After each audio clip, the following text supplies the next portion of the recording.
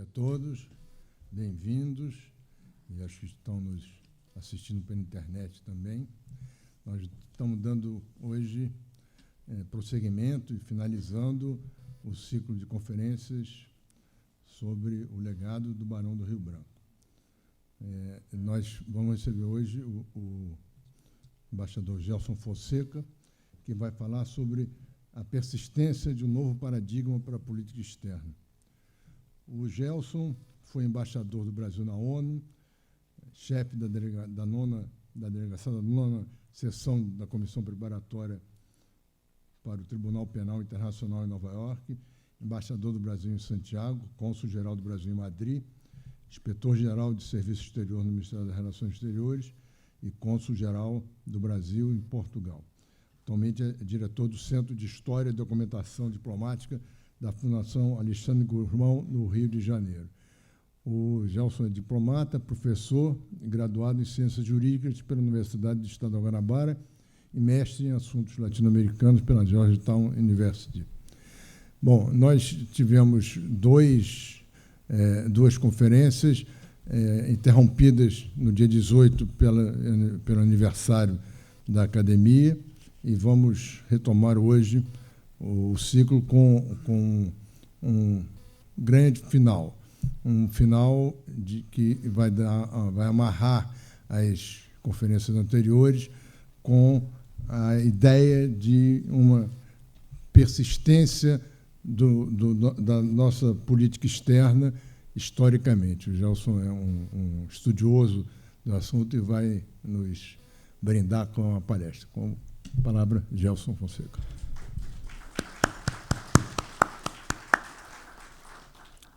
Bom, antes de mais nada, eu queria agradecer ao Merval o convite para participar desse ciclo e dizer que me sinto muito honrado. É a primeira vez que eu venho à academia para uma palestra. Eu estava dizendo ao Zé Murilo que nunca falei para um auditório tão sofisticado e tão qualificado quanto esse. Eu queria também saudar os muitos amigos que estão na plateia. E, para mim, eu realmente fico um tanto intimidado de falar de história na frente do Arno, do Légio, do Zé Murilo, que são mestres nessa área.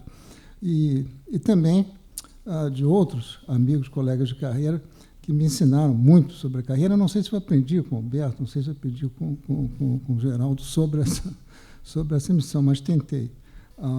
Saudar o Edmar, que é amigo de tanto tempo, o Zisco, e aos demais presentes. Eu não sei se eu vou ser exatamente fiel ao título da minha apresentação, mas eu queria falar de um aspecto do legado do Rio Branco e começar com uma ideia relativamente simples. Eu acho que, quando o Rio Branco assume a chancelaria, o Ministério das Relações Exteriores, né, em 1912, ele tinha basicamente dois desafios. O primeiro desafio, que era o desafio que vinha do Império, o desafio clássico, que era terminar a definição do território nacional. Ele, de fato, já tinha, inclusive, começado esse processo quando foi advogado brasileiro nos arbitramentos de Palmas e depois do Amapá. Era uma tarefa essencial e havia antecedentes para essa tarefa que, enfim, basicamente, a nossa diplomacia, a diplomacia imperial, cuidou desses assuntos como cuidou das relações com os vizinhos, que seria o segundo desafio clássico que ele tinha que enfrentar, né? Especialmente a relação com a Argentina, que sempre foi uma relação complicada e difícil do Império e seguiu pela República assim. Mas havia um segundo desafio, que era o desafio moderno, que era representado basicamente por dois fatores novos no nosso repertório diplomático. Primeiro, a ascensão dos Estados Unidos, que estava se transformando numa potência, primeiro uma potência regional e depois com ambições de ser uma potência mundial, global, como se queira chamar. E o segundo desafio, que de uma certa maneira é acoplado a esse, é o desafio do multilateralismo. Quando o Rio Branco assume, o multilateralismo regional estava começando. A primeira reunião, a primeira conferência internacional dos países americanos tinha acontecido no ano da proclamação da República. Né? Ela acontece durante o processo de proclamação da República e vai continuar.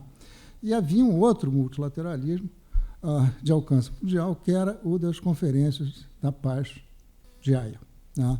A primeira já tinha acontecido em 1888, e a segunda vai acontecer durante a gestão do Rio Branco, em 1907.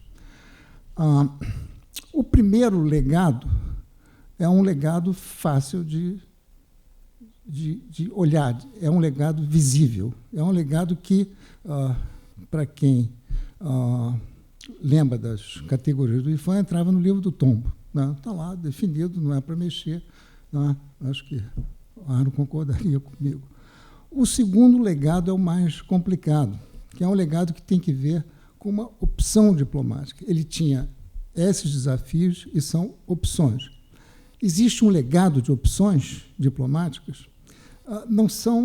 Não é exato, seria o equivalente a um legado, a um patrimônio material, mas com diferenças, porque o patrimônio imaterial nós fixamos num determinado momento e, enfim, ele desaparece ou vai mudando. Esse legado nasce complicado. Há várias maneiras de interpretar esse legado. Ele não é fixo, não é fixável tranquilamente, como alguns são os legados do patrimônio imaterial. Então, o meu objetivo aqui é tentar entender esse processo de aproximação com os Estados Unidos e ver de que maneira ele funciona, como essas três dimensões do processo se casam e são tratadas como pela diplomacia do Rio Branco. Uma ideia que não acho que nós temos que abandonar desde o princípio é que há uma convergência, há uma aproximação, como grande autor clássico do período diz, uma aliança não escrita, mas é uma aliança complicada. Não é exatamente uma aliança, e o que certo é que ela não é escrita, mas não é uma aliança, ela tem nuances, e é sobre isso que eu vou falar. Aí é que nasce esse. E aí pode-se definir um paradigma, e aí se pode discutir de que maneira ele persiste. Como nós sabemos também, essa aproximação que o Rio Branco, de uma certa maneira, patrocina ou dá caráter diplomático. Ele não patrocina exatamente, ele dá caráter diplomático a essa aproximação, vem de antes, vem da proclamação da República. Quer dizer, quando a proclamação da República, já há uma primeira aproximação muito clara com os Estados Unidos, em parte porque o nosso modelo, que está na primeira Constituição, é um modelo do federalismo americano. Havia um entusiasmo pelos Estados Unidos, e é curioso que, quando a proclamação da República se dá, eu mencionei, estava se desenvolvendo a primeira reunião multilateral americana, pan-americana, e começou com as instruções eram definidas pela diplomacia imperial. E a primeira providência do Quintino Bocaiúva, que era o chanceler, muda. Muda como? Segue os Estados Unidos. Não é? Então, essa ideia de que os Estados Unidos podia ser um aliado, e mais do que um aliado, um exemplo que nós devemos seguir, estava clara desde o princípio. Há outros fatores que a gente pode considerar para explicar o contexto dessa aproximação, inclusive o dado econômico. Né? Os Estados Unidos, naquele momento, era o nosso maior comprador de café, era o grande importador brasileiro, tinha uma importância cada vez maior, vinha dos 70, né, dos 1870, mas aqui, naquele momento já se firmava como um parceiro econômico importante. Mas que Estados Unidos é esse? Esse Estados Unidos tem três dimensões. Primeiro, é um Estados Unidos poderoso. É um país que já no fim do século XIX, é uma potência, né? A produção industrial americana já ultrapassava a produção britânica e também a Alemanha. Era talvez o maior produtor de aço, que era um medidor importante do poder de um país.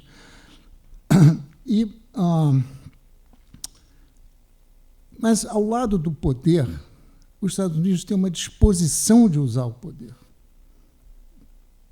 de uma maneira unilateral, né? Não tinha órgãos como a ONU, como a OEA, que dariam legitimidade ao uso do poder. Os Estados Unidos têm uma disposição e têm uma teoria de uso do poder claramente expansionista, né? Eu acho que os clássicos, né, é o livro do Marham, sobre a expansão naval, e o livro do Turner sobre o significado da fronteira americana. A fronteira americana tinha que se expandir, porque os Estados Unidos vivia da expansão. A democracia, a potência americana dependia da expansão. E ele faz isso, né? São vários os exemplos, talvez o mais retumbante, o mais claro, é quando eles vencem a guerra com a Espanha, a primeira vez que um país enfim, não europeu ganha de um europeu. Depois tem a russo-japonesa. Mas, enfim, no nosso mundo era uma proeza, né, que um país tivesse ganho aquela guerra, com todas as consequências, né? Cria praticamente um protetorado sobre Cuba, Filipinas, enfim, começa a se expandir no mundo, especialmente na América Central. E a América Central, do ponto de vista americano, naquele momento, é uma área quase como uma extensão da Flórida, né? Eu não preciso listar todas as vezes que os americanos entraram na Nicarágua, na Guatemala, etc. Entraram para quê? Basicamente, para defender interesses econômicos e organizar os países. Essa era a missão. Não tinha esquerda contra direita naquele tempo, havia países organizados e desorganizados. Os Estados Unidos assumem a responsabilidade de organizar os países, né, os que estavam ali no seu quintal. Esse é um dado. E eles organizam a partir das suas próprias ideias. Quer dizer, você tinha a única teoria que os americanos têm de política externa para a América Latina era a doutrina Monroe, né, que era uma doutrina que basicamente defensiva, quer dizer, não vamos deixar os países europeus tentarem cortar a independência, o movimento de independência americano. Então, era uma notícia que defendia a revolução da independência e era contra os americanos, era contra os europeus, né? Essa doutrina vai ser revertida mais adiante no corolário Roosevelt, que inverte o sentido da doutrina, né? Nós não precisamos mais defender a América Latina, os americanos da Europa. Nós tratamos de entrar e passa a ser uma doutrina intervencionista, muda o sentido da doutrina. Bom, então a primeira dimensão é essa dimensão de poder, e é uma dimensão de poder levada unilateralmente. A segunda dimensão de poder é a dimensão do poder, a dimensão que vai se exprimir no multilateralismo pan-americano, no pan-americanismo, né? É muito curioso que num discurso que o secretário de Estado, quando vem ao Brasil, em 1906, faz na inauguração, ele fala do pan-americanismo, mas não fala da doutrina Monroe. É como se fossem duas coisas separadas. A doutrina Monroe é dos Estados Unidos. O pan-americanismo é para ser, então, compartilhado com todos. E o que significa o pan-americanismo nesse quadro de expansão de poder? Significa, basicamente, duas coisas. Vamos organizar, era uma espécie de organização organizada do espaço americano, né? A primeira não era organizada porque era partir da cabeça dos Estados Unidos e era aquilo, né? Essa segunda dimensão é uma dimensão mais compartilhada, né? A ideia central é de que os Estados Unidos precisa de legitimidade para ele fazer o que ele quer na América Latina. Você entrar na Nicarágua, tomar conta da alfândega e, com isso, se ressarcir de algum dinheiro, entregar à Guarda Nacional, é fácil. Quando você pretende criar uma união aduaneira, criar mecanismos de arbitramento para resolver os problemas entre os países americanos, a situação é um pouco mais complicada. Você precisa de alguma coisa que só o multilateralismo pode te dar, que é a legitimidade. Então, para isso, eles inventam esse mecanismo pan-americano, né? E a legitimidade no processo internacional, enfim, para criar uma união aduaneira, você precisa de que os outros países concordem contigo. Então, a regra nessa reunião, nesse processo pan-americano, é a regra da igualdade. Então, todos são iguais, os votos são iguais, os americanos propõem coisas que são derrotadas e por aí vai, né?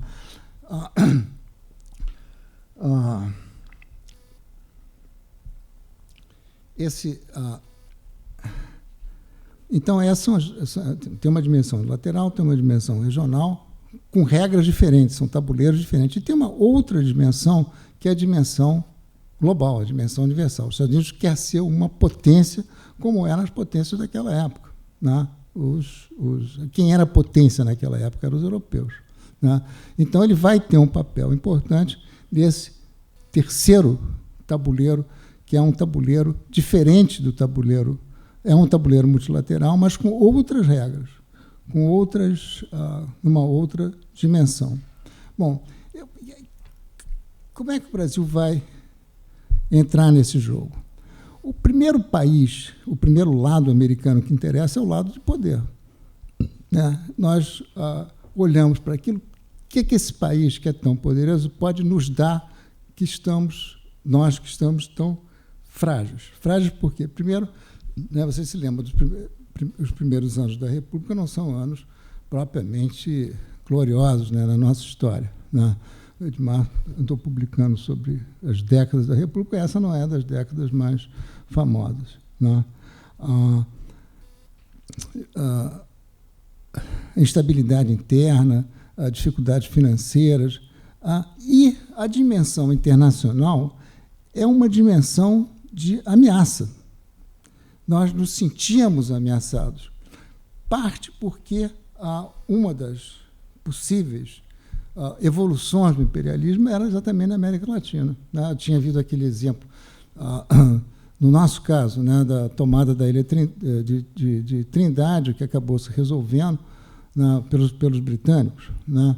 É uma história curiosa, porque eles entram, tomam conta da ilha, e depois há uma mediação portuguesa e eles vão embora. Há duas teorias. Eles foram porque os portugueses eram muito bons mediadores, eles foram porque a ilha não fazia sentido para eles. Eles iam para instalar um cabo telegráfico.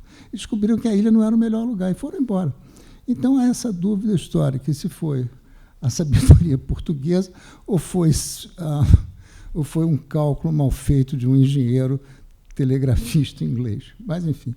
Mas era uma ameaça, como os franceses andaram pelo Oiapoque também na última década do século. Havia uma ameaça alemã no sul, com a colônia que aumentava, a Alemanha era uma potência exceção, e havia, sobretudo, a ideia de que a terra que não era habitada era terra de ninguém. Era um pouco o que o Branco chamava de teoria africana sobre que podia ser aplicada ao Brasil. Então, essa é a nossa visão. Olha, se nós somos fracos, nós precisamos de um forte para nos apoiar. Não precisava mandar tropa. O Nabucco que dizia, né, que a melhor marinha, o melhor exército era a aliança com os Estados Unidos. Mas nem o exército, nem a marinha americana apareceram por aqui. Mandavam, de vez em quando, uns navios para dizer que nós éramos amigos, etc., mas não eram importantes. O que nós queríamos era um símbolo da amizade, porque como as ameaças eram ameaças mais virtuais do que reais, né, não que elas não pudessem se transformar em reais, mas eram essencialmente virtuais. Então, o que há é uma coisa que o antropólogo gosta, é uma troca simbólica. Né? Vocês me dão uns símbolos de que são meus amigos, né? E esse símbolo vai passar a valer para quem nos ameaçar. Né? E qual é o símbolo que nós precisamos e que os americanos efetivamente nos concederam? A abertura da embaixada, a abertura a primeira embaixada brasileira. Havia 5 ou 6 embaixadas nos Estados Unidos, a embaixada era uma coisa rara, eles trocaram embaixadas conosco. Né? A primeira viagem do secretário de Estado, por incrível que pareça, ao exterior, foi ao Brasil para a inauguração da reunião dos Estados Americanos aqui em 1906, Palácio Monroe, Itaí, foi testemunha dessa história. Mas não é só isso, quer dizer, há essa troca simbólica e há certas... os americanos respondem a certos pedidos nossos. Né? Um foi o adiamento da reunião da Conferência da Paz de Haia. Quando nós tínhamos conseguido que a reunião fosse aqui, sempre, os argentinos nunca gostam dessa história, mas, enfim, né, estão sempre... Qualquer conquista brasileira, os argentinos reclamavam, né? Mas ela é realizada aqui, e o americano, o secretário de Estado, o Vulto, que foi talvez dos nossos maiores amigos entre os secretários de Estado americanos, consegue adiar a Conferência da Paz por um ano. Então, a nossa foi em 1906, a outra foi em 1907. Bom, aí, então, esse é o quadro. Né? Nós somos fracos, precisamos de um forte, a troca é essa. Mas a troca não termina aí. Porque o que acontece no plano regional americano? No plano regional americano, o jogo não é um jogo só de forte, fraco, porque é um jogo que envolve legitimidade. Tá? E o que os americanos estavam fazendo não era aceito pelos hispano-americanos, em geral, como coisa legítima. Né? Você tirar um pedaço da Colômbia para construir um país não era uma boa ideia, do ponto de vista dos hispano-americanos. Né? Você fazer como o Roosevelt fez, o tal Colorado. Então, daqui para frente, nós somos organizadores de todas as confusões que acontecerem na América do Sul. Não eram coisas boas. Né? Transformar Cuba num protetorado, do ponto de vista dos hispanos, não era uma coisa, mas do nosso era. Era por 2 razões. Em primeiro lugar, porque completava esse processo de aproximação com os americanos, mas por uma outra razão mais sutil. Nós pensávamos como os americanos em relação aos nossos vizinhos. Nós somos organizados como vocês, americanos. Então, se vocês querem organizar, querem intervir, ótimo, vocês estão fazendo alguma coisa que vocês podem fazer com eles, mas não podem fazer conosco, porque nós somos organizados.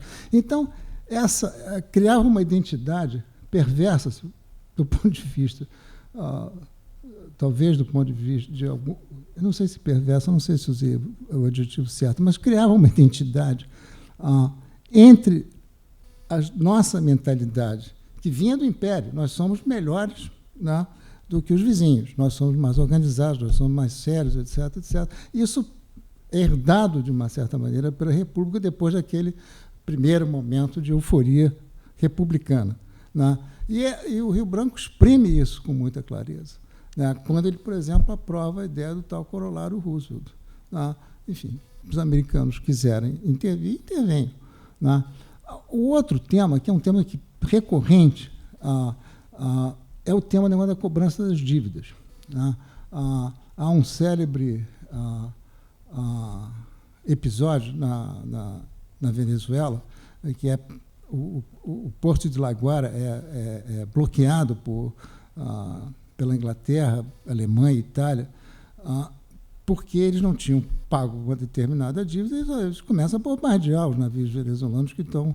Né? Os americanos conseguem interromper o processo e arbitrar. Os americanos entravam nos assuntos sul-americanos dessa maneira. Bom, então, um chanceler argentino, Drago, um jurista, propõe uma doutrina que era relativamente simples. Olha, tudo bem, tem dívida soberana, ou tem dívidas de alguma forma, o Estado tem dívida internacional de alguma forma, podem ser cobradas, mas não pela violência, não pela força. Essa doutrina depois evolui, na conferência da ela vai se transformar no que se chama doutrina Porter, em que você podia usar a violência depois de um processo de arbitramento, enfim, acho que não interessa muito. Mas, do nosso ponto de vista, qual era o raciocínio? Se nós apoiamos a doutrina Drago, não vai ter investimento no Brasil, porque o sujeito que vai investir vai ficar com medo de que não pague e não possa cobrar pela força. Né? Depois inventaram o FMI, resolveu a história de outra maneira, mais sutil. Mas era isso, a ideia era essa. Então, havia uma similaridade de pensamento que levava a que uma demanda americana, que é a demanda de legitimidade, e que se um país entra no processo multilateral, ele precisa de legitimidade para levar adiante os seus pleitos, essa demanda de legitimidade o Brasil apoiou praticamente até os anos 30. Porque vou fazer uma outra observação rápida, que é o seguinte: os americanos montaram as reuniões pan-americanas um pouco para levar adiante o seu plano de hegemonia no continente, etc., etc., etc. Mas acontece um paradoxo nesse processo. Qual é o paradoxo? Os latino-americanos, os hispano-americanos, começam a se juntar, começam a ter um foro onde eles falavam uns com os outros e percebiam cada vez mais as diferenças entre os Estados Unidos e eles. Né? A coisa que a gente demorou um pouquinho a perceber desse foro. Ou percebia, mas não transformava essa percepção da diferença em política. Então, o que acontece? Começa a haver uma aproximação de tipo ideológico entre os latino-americanos, e a grande reivindicação era a não intervenção.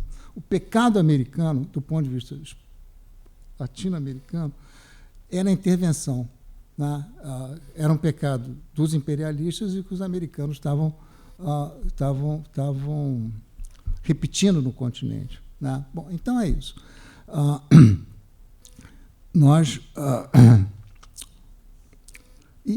Então, isso cria uma espécie de identidade diplomática latino-americana muito precária, não é ainda o Grupo de 77, não é ainda o GRULAC, nada disso, mas é uma identidade latino-americana que passa a se juntar em torno de meia dúzia de temas. Um dos temas é esse, a não intervenção, que nós só vamos aceitar em 1933, quando os americanos aceitam a ideia com a política da boa vizinhança por outras razões.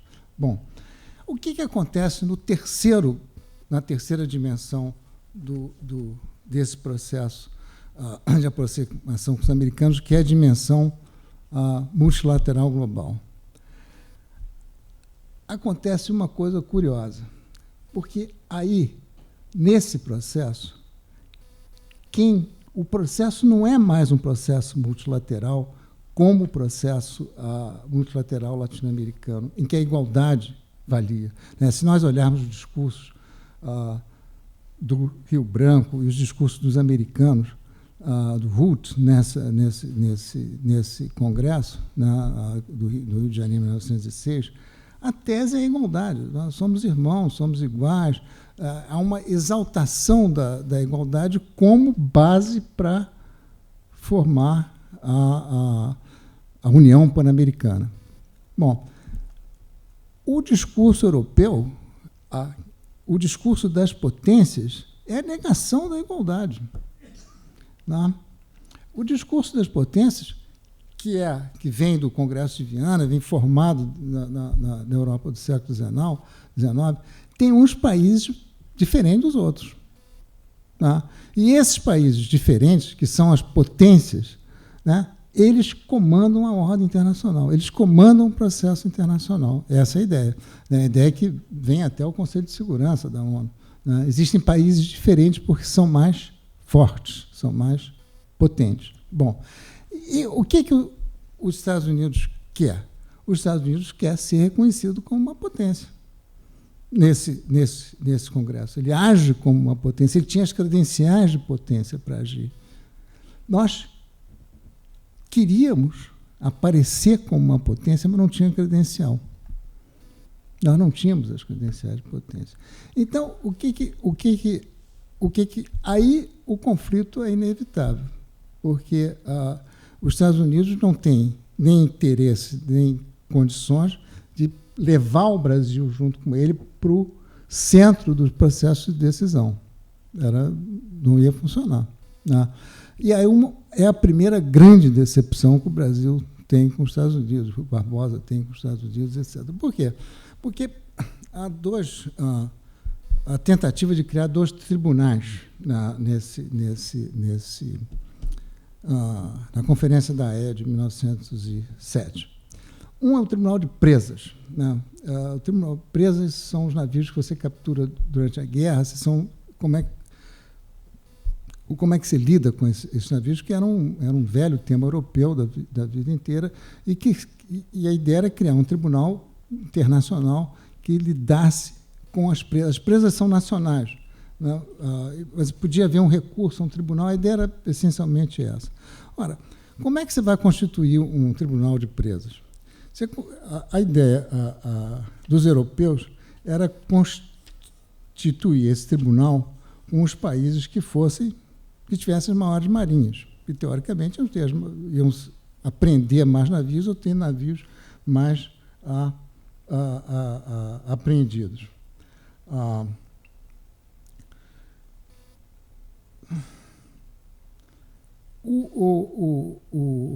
Então fazem a divisão lá, fazem uma lista dos navios, dos países que vão entrar. Né? E nós estamos numa categoria que fica igual atrás de Portugal, atrás da Bélgica, países que mal tinham marinha. Né? E isso era humilhante para o Brasil. Não era... Eu tinha trazido... não sei onde é que está...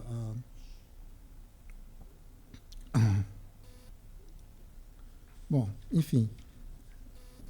E o outro tribunal era uma corte permanente de arbitragem internacional, o Tribunal Arbitral Internacional, que também tinha uma composição baseada não mais do tamanho da Marinha, evidentemente, mas na dimensão da população e outros fatores. Nesse, nós também entrávamos na 5ª categoria. E os Estados Unidos estavam, evidentemente, entre os membros permanentes, porque a ideia era sempre, tanto no Tribunal de Presas quanto nesse Tribunal Arbitral, a ideia é que houvesse membros permanentes, e os outros seriam rotativos, né, em função da categoria. Um ficava 10 anos, mas depois saía, ficava 4 fora, enfim, haviam vários sistemas, mas que combinavam essas duas condições para entrar, o permanente e o outro. Bom, e nós não entramos. Né? E aí é o momento mais claro em que o Brasil se sente diferente dos Estados Unidos. Porque a nossa intenção era ser potência, era ser reconhecida como potência. Tanto que o trabalho do Rui Barbosa, nas reuniões, era criar critérios para que nos dessem algum tipo de privilégio. Então, o Rio Branco mandava estatísticas com o tamanho da nossa marinha. A nossa marinha é maior do que isso, maior do que aquilo, tem que estar numa categoria superior. A mesma coisa em relação à dimensão do país para entrar no tribunal arbitral. O fato é que nós não entramos. Né? E aí, essa coisa curiosa da história e esse sentimento de diferença que nós já percebíamos, mas não levamos as últimas consequências no plano regional, mas aí levamos. Bom, se não querem deixar a gente entrar nesse jogo, a gente inventa outro jogo. Qual é o jogo? O jogo é da igualdade dos Estados. Então, se é assim, vamos todos, Estados soberanos, votar para eleger os membros desses 2 tribunais. É claro que isso acabou não acontecendo, né? Os 2 tribunais não foram para frente. Mas a tese da igualdade nasce de uma certa frustração, não por amor a um princípio, não que não houvesse amor a um princípio, quer dizer, se nós, esse princípio, de uma certa maneira, é defendido por muita gente e tal, no Brasil, mas nasce da percepção de que os países são diferentes, né? Os interesses são diferentes, e certos princípios nos servem, outros não nos servem. E essa ideia da igualdade era fundamental, inclusive para nos aproximar dos países. E isso é um argumento que o Rui Barbosa usa, naquele célebre discurso com que ele termina as suas apresentações na Haia. Enfim, nós não podemos nos afastar dos latino-americanos, dos nossos companheiros, que com isso nós vamos navegar o resto da vida. E a tese que nos une é a tese da igualdade. É a tese de que nós não somos uma potência, podemos um dia ser, mas, né, o que dá força, o que dá sentido de unidade à nossa vida diplomática é a ideia da igualdade. Bom, então, isso é o que aconteceu. O que eu queria acentuar, aliás, deixa eu só fazer uma citação do Nabuco, em homenagem ao Leslie. No último telegrama que o Nabuco, pouco antes de morrer, ele manda para o Rio Branco, ele diz o seguinte, falando o princípio da igualdade das nações não é aceito por eles. Pensam que a civilização é obra da desigualdade. Eu acho que isso é muito revelador, né, dessa distância que, no fundo, havia quando se transformava essa concepção de civilização em diplomacia. Eu não quero entrar em vários outros temas paralelos que são muito interessantes, a concepção de Rio Branco, a concepção do Nabuco de diplomacia. Há episódios curiosos, né? Um dos episódios curiosos é um episódio de uma canhoeira, de um navio alemão de guerra chamado Panther, que passa em Santa Catarina e prende um que seria um suposto desertor, e aí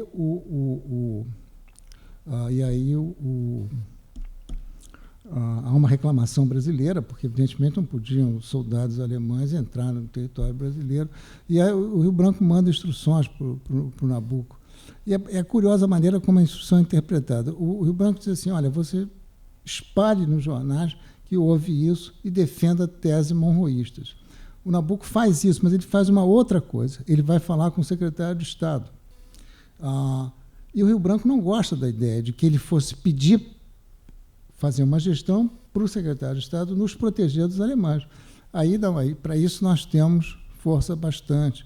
E há um pequeno entrevero entre o Nabuco e o Rio Branco. Mas essa ideia de qual é o limite da nossa aceitação da proteção é outra ideia que, enfim, não dá para tocar em todas as ideias aqui, mas fica ela registrada.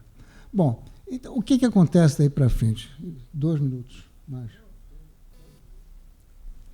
O que acontece para ir para frente? Como é que o paradigma não é a convergência. O que persiste é esse jogo em 3 tabuleiros. Como é que a diplomacia pode usar os três tabuleiros de uma forma coerente, consistente, para realizar os seus objetivos, né? Eu acho que, no caso, o Rio Branco é notável porque ele é essencialmente um diplomata. Ele faz o jogo diplomata. Há momentos em que há ameaças de guerra, com a própria Alemanha, etc., mas ele consegue, com a Argentina, durante a corrida naval no fim do século, em 1907, 1908, mas ele consegue costurar isso com coerência diplomática. Como é que esse paradigma muda? Muda de várias maneiras, e aí você vai precisar de outros instrumentos diplomáticos para lidar com ele. Em primeiro lugar, quando você tem mais de um hegemônico. quando você tem uma disputa hegemônica, né? O primeiro caso os americanos vão estar na nossa história todo o tempo, mas às vezes há uma disputa, né? Como houve no caso com a Alemanha na pré-guerra. Então foi um pouco a inteligência do Getúlio, né? Fingir que havia uma aproximação. Isso aí, eu sou muito da tese do Marcelo, né, que a gente fingiu uma aproximação com a Alemanha para obter resultados dos Estados Unidos. De uma certa maneira, conseguiu, né? Mas por quê? Porque os americanos precisavam da gente. O que quando há essas disputas, né, abre um espaço novo para a diplomacia funcionar, né? A mesma coisa quando há a Guerra Fria. Você tinha uma disputa entre a União Soviética, entre os ocidentais e os socialistas, você tem uma outra dimensão, um outro espaço que se abre em que você pode jogar, né? Não é por coincidência que todas esses grupos que surgem nessa época, especialmente o Grupo 77, enfim, o Terceiro Mundo, aparece nesse espaço, né? Você consegue um espaço que não era necessariamente um espaço de lealdade ao hegemônico, né? Há outros momentos em que a convergência é muito positiva para os outros. Quando os dois querem a mesma coisa, né? Quando é que isso acontece? Eu acho que o melhor exemplo, e é um exemplo pouco estudado e pouco trabalhado, é quando você tem, nos anos 30, porque tanto na solução do caso de Letícia quanto no Chaco, depois pelo Equador, há uma colaboração entre os Estados Unidos e o Brasil, enfim, a Argentina, etc., que é exemplar e que mostra um pouco a possibilidade de convergência, né? E você tem e da mesma maneira que você tem a convergência, na medida que o país pode afirmar certos interesses diferentes dos interesses do hegemônico, deixa de ter essa ideia de que nós somos parecidos ou devemos ter o hegemônico como padrão. Você cria outros padrões, você também cria uma zona de conflito, de divergência, etc., né? Como aconteceu no caso da política externa independência. E há outras situações que são situações mais complicadas, quando você... E eu acho que isso é o padrão, é o que vai ser o mais característico, é quando você tem níveis diferentes de aproximação e de distância, né? Eu acho que isso o Rio Branco percebe isso, né? E tem níveis muito próximos em certos assuntos e outros, especialmente na área, vai se afastar. Essa ideia de que nós podemos ter, ao mesmo tempo, a aproximação e distância a partir de uma perspectiva própria é fundamental para você ter uma política externa que seja coerente, que seja consistente com o que você quer, né? E é muito curioso, isso acontece em várias circunstâncias. Talvez a mais curiosa seja durante a Guerra Fria, né? Se nós lermos as instruções que vão para a ONU, etc., no período Dutra e também no período do primeiro Getúlio, do segundo Getúlio, as instruções são sempre sigam os americanos, né? Em parte porque não tinha muita opção, né? O mundo era muito mais restrito, etc. Mas, mesmo nessas ocasiões, a percepção de que nós éramos diferentes era muito clara, né? Os americanos pressionaram para que nós enviássemos tropas para a Coreia, não enviamos. Pressionaram para que nós enviássemos tropas para o Vietnã, não enviamos, né? E depois, ainda no governo militar, ainda na Guerra Fria, é que começam os contenciosos modernos com os Estados Unidos, né? São os assuntos nucleares, café solúvel, assim, tem uma série enorme, né? Fechamos o acordo militar, enfim. enfim, eu fico com a minha conclusão é essa, quer dizer, o paradigma não é a convergência, né? O paradigma é aceitar o complexo dessas relações e aceitar que elas funcionam em várias dimensões, né?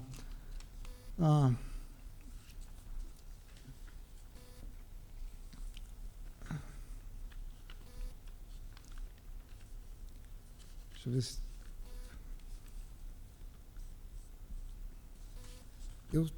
Para terminar, e para mostrar que o que o Rio Branco deixa é a ideia de que a diplomacia é essencial para você construir uma presença significativa, coerente no exterior. Esse é o nosso instrumento de presença no exterior. Nós não somos um poder militar, nós não somos um poder econômico, não somos um poder ideológico, mas a nossa melhor presença é a diplomacia. E eu acho que quem exprimiu isso de uma forma impecável foi o Alberto, num artigo que ele escreveu sobre isso. O que o Rio Branco mudou foi o comportamento da diplomacia brasileira, o tom de sua voz, o modo de apresentar seus argumentos. Deu-lhe confiança, alterou a posição do país no hemisfério e no mundo. É a imagem de sua pátria tinham os brasileiros. Então, Alberto, impecável como sempre.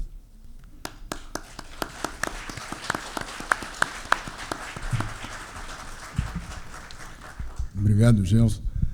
Eu estava pensando aqui, enquanto você falava, que essa disputa dos tribunais internacionais que a gente perdeu, todas, aconteceu também no Conselho de Segurança. Na formação do Conselho de Segurança, o Brasil quase entrou, porque participou da guerra, e, no final, acabou não entrando. E, até hoje, nós estamos tentando entrar e, pelo jeito, não vamos conseguir.